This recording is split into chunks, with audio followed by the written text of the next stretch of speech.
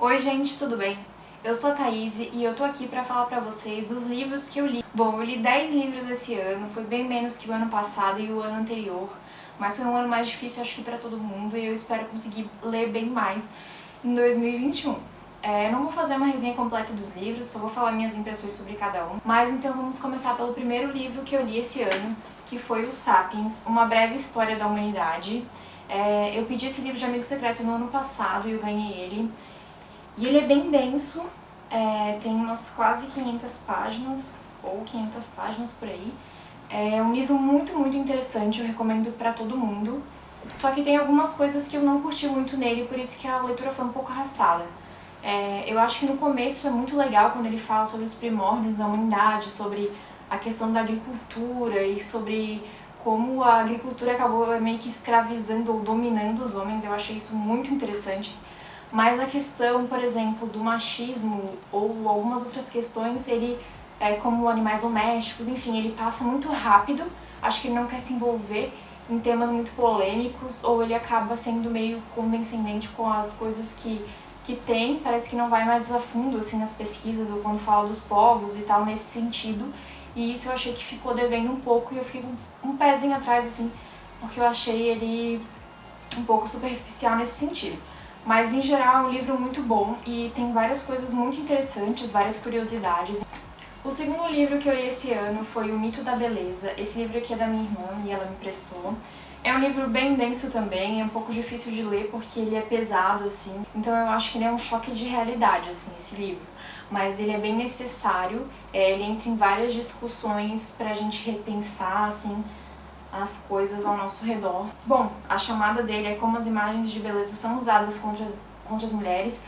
O negócio é que ele foca um pouco em revista, assim, porque é um livro mais antigo, mas a gente consegue trazer tranquilamente essas referências para os dias atuais e para os meios de informações atuais. Então, nesse sentido, ele acabou não se desatualizando se a gente for fazendo essa ponte. O terceiro livro que eu li esse ano foi O Milagre da Manhã, que era um livro muito comentado, best-seller, que as pessoas estavam falando bastante. Eu fiquei bem curiosa para saber sobre esse método, sobre essa história. Eu achei interessante, tentei fazer algumas vezes as coisas que ele propõe no livro, mas não durou muito comigo. Eu acho que cada pessoa funciona de um jeito, mas eu acho interessante a proposta, sabe? Ler sempre com senso crítico, claro, mas é uma ideia legal pra gente organizar a vida e investir nos nossos sonhos e nas coisas que a gente quer, porque elas não vão acontecer sozinhas, né? A gente precisa se dedicar, e nesse sentido é um livro bem legal também. Outro livro que eu li esse ano, que foi a sugestão que eu vi em algum lugar, agora eu já nem lembro, mas eu geralmente pego sugestões de livros que pessoas que eu acompanho nas redes sociais falam, e esse aqui foi um deles, é o Filosofia de Bem Viver, é de duas autoras, a Márcia de Luca e a Lúcia Barros, e é um livro bem rapidinho de ler. Uma coisa que eu achei muito legal é que eles exploram bastante a questão da Ayurveda, não sei como é que pronuncia, mas enfim, fala sobre várias posições da yoga, ensina várias coisas básicas sobre meditação, sobre afirmações também. Então ele é um livro assim, meio que um guia pra gente começar a praticar coisas diferentes, assim, né, como a yoga, como uma alimentação melhor, enfim.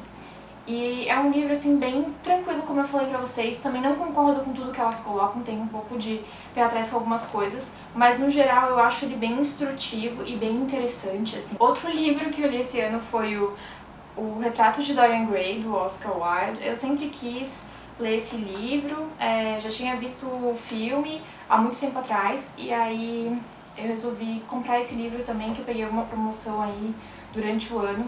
E eu gostei bastante. Ele tem umas críticas para a sociedade da época que são muito legais, né, muito inteligentes. Apesar de ter a visão da época, mesmo assim, ainda se aplica a algumas coisas atuais. Então, toda essa coisa meio mórbida do quadro, enfim, quem sabe um pouco da história já deve imaginar. É muito legal, eu recomendo bastante esse livro. Bom, eu também precisei ler algumas coisas para o trabalho, e esse livro aqui foi uma delas. É o Story Brand, do Donald Miller. Ele também é um best-seller e tava todo mundo comentando, então eu também queria ler.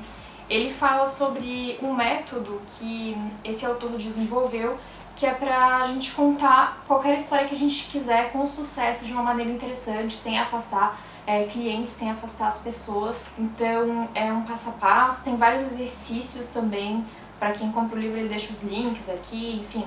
É bem legal, eu recomendo bastante pra quem trabalha com marketing.